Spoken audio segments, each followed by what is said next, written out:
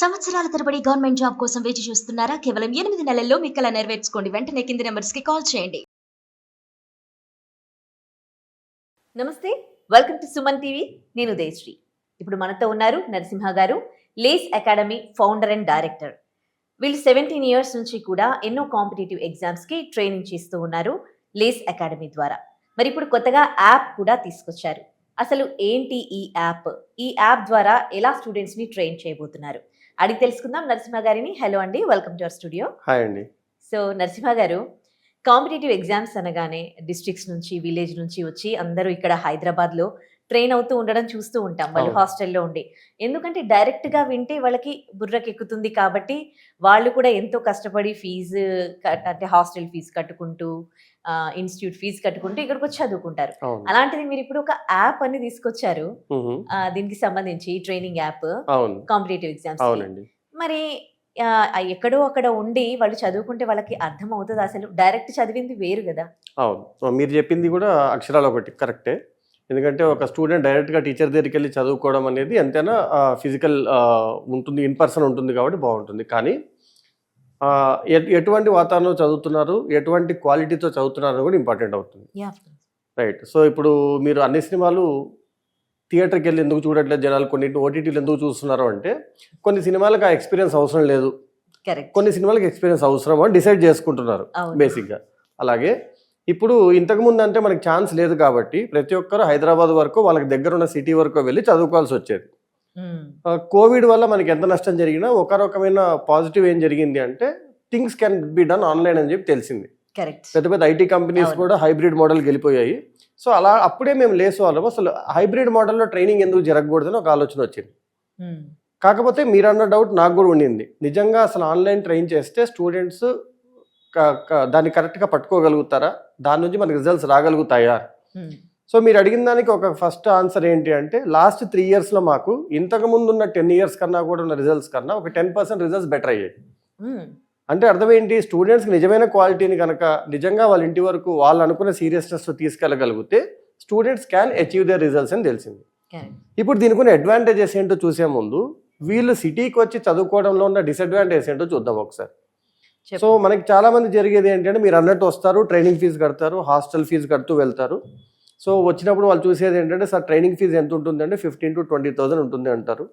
తర్వాత నుండి వాళ్ళు ఒక 1 year or 2 years ఇక్కడ ఉన్నప్పుడు వాళ్ళు 1 year 2 years కావాల్సిన మెయింటెనెన్స్ ఖర్చు అంతా కూడా వాళ్ళ ఫ్యామిలీ వాళ్ళు భరించాలి. మీరు ఒక హైదరాబాద్ లాంటి సిటీలోకి వచ్చారు అంటే వర్స్ట్ కేస్ 8,000 to 12,000 రూపీస్ అయితే ఏదో రకంగా ఖర్చు అవుతాయి, హాస్టల్ అండ్ అదర్ ఫీజు అన్ని కలిపి. ప్లస్ వీళ్ళు అవసరం అన్నప్పుడు ట్రావెల్కి వెళ్ళడము, లేదంటే వీళ్ళు అక్కడ హాస్టల్లో ఫుడ్ పడక హెల్త్ పాడు చేసుకోవడము, లేదు అనుకుంటే హాలిడేస్లో ఇంటికి వెళ్ళి రావడము, ఇవన్నీ జరగడం వల్ల ఈ డిస్టర్బెన్సెస్ అన్ని జరగడం ఏదైతే ఉందో ఈ ఇన్ పర్సన్ ట్రైనింగ్లో వచ్చే పాజిటివ్స్ అన్నింటి డిస్టర్బ్ చేస్తుంది. అండ్ రెండవది అందరూ కూడా ఇప్పుడు ఈ 12 months ఇంటూ 15,000 వేసుకున్న 1.8 to 2 lakh రూపీస్ అక్కడే ఖర్చు అవుతుంది.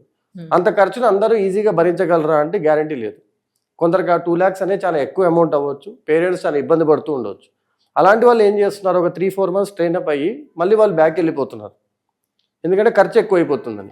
బ్యాక్ వెళ్ళిపోయి వాళ్ళు ఆల్రెడీ చదువుకునేది ఏదైతే ఉందో ఆ బుక్స్ తీసుకొని అవే ప్రాక్టీస్ చేసుకుంటున్నారు తప్ప అక్కడ వాళ్ళకి ఎక్స్ట్రా గైడెన్స్ ఎక్కడ దొరకట్లేదు. అలాంటి బ్యాచ్ ఒకటి ఉండిపోయింది, ఒక 20-30% పీపుల్ అలాంటి వాళ్ళు ఉన్నారు. మళ్ళీ వద్దాము అనుకుంటే ఖర్చుకు మళ్ళీ వెనకాడుతున్నారు. కొన్ని ఇన్స్టిట్యూట్స్ యాక్చువల్గా చెప్పకూడదు కానీ కొన్ని ఇన్స్టిట్యూట్స్ ఎలాగో స్టూడెంట్స్ వస్తే 1 to 2 years ఉంటాయి కదా అని తెలిసి ఆ ఇన్స్టిట్యూట్ వాళ్ళు చుట్టుపక్కల ఉన్న లోకల్ హాస్టల్స్లో టైఅప్ అయ్యి మేము మీకు స్టూడెంట్స్ని పంపిస్తాము అనే ఒక రకమైన వ్యాపారం కూడా మొదలుపెట్టారు. అంటే ఇప్పుడు ఒక ఇన్స్టిట్యూట్ నుంచి ఒక హాస్టల్కి ఒక 100 మంది స్టూడెంట్స్ వెళ్తే ప్రతి నెల ఆ స్టూడెంట్ నుంచి హాస్టల్కి వచ్చే ఫీజు నుంచి 500-1000 రూపాయలు వీడికి కమిషన్గా వస్తుంది.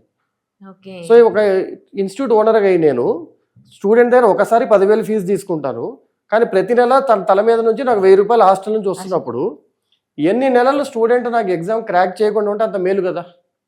ఇప్పుడు ఆ స్టూడెంట్ 24 నెలలు ఉన్నాడు అనుకోండి, నాకు 24 నెలలకి 24,000 వస్తాయి కదా. చాలా పెద్ద స్కామ్ జరుగుతుంది దాని స్కామ్ అనొచ్చు, ఏమనొచ్చు, కమిషన్ అనొచ్చు బేసిక్గా. సో వాళ్ళు ఏమంటారంటే మాదేం తప్పు ఉందండి, మేము హాస్టల్కి బిజినెస్ ఇస్తున్నాము కాబట్టి వాళ్ళు మాకు డబ్బులు ఇస్తున్నారు అంటాడు. కానీ ఒక్కసారి ఇన్స్టిట్యూట్ మైండ్ సెట్ బిజినెస్ పరంగా ఆలోచిస్తే ఒక స్టూడెంట్ ఎగ్జామ్ క్రాక్ చేయడం కన్నా వాడు 1 year లేట్గా క్రాక్ చేయడం వల్ల వీళ్ళకి డబ్బులు ఎక్కువ వస్తున్నాయి.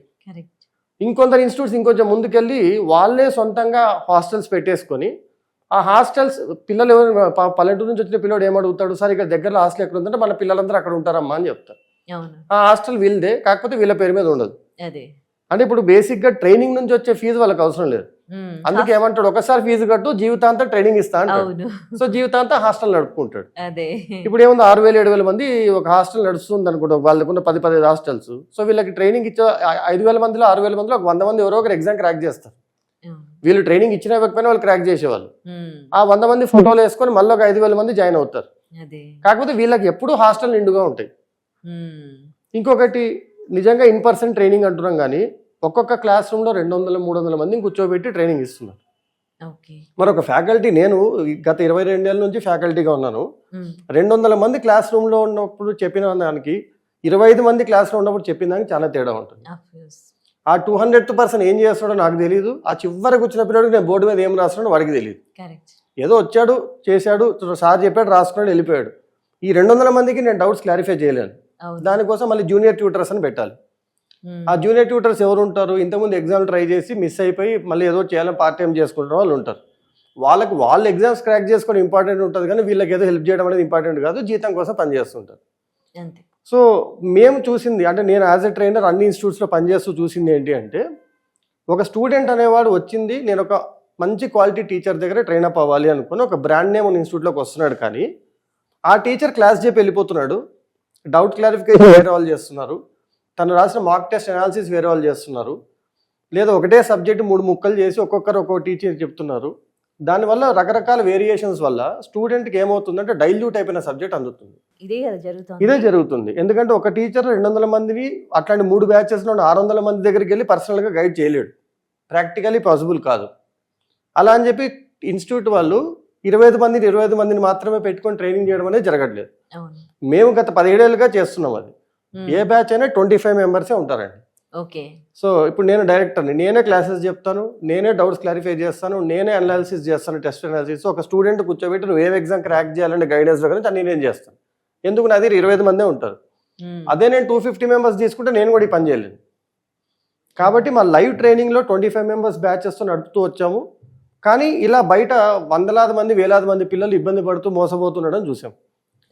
సో ప్లస్ దీంట్లో సగం మంది పాపం 6 నెలలు 7 నెలల తర్వాత ఖర్చు అయిపోయిందని చెప్పి బ్యాక్ వెళ్ళిపోతూ వాళ్ళ ఆశను వదులుకోవడం చూసాం. సో వీళ్ళందరికీ అందుబాటులో ఉంటూ ఏదో ఒక ఆసరా ఇస్తే బాగుంటుంది.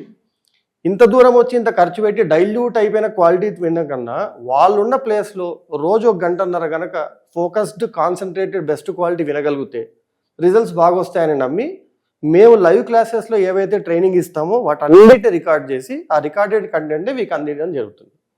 సో యాప్లో వీళ్ళకి వచ్చేది ఏంటి అంటే, నేను నా 25 మంది స్టూడెంట్స్కి ఏదైతే చెప్తానో అదే లెసన్స్ వీళ్ళు వింటారు, అదే క్వాలిటీ వింటారు.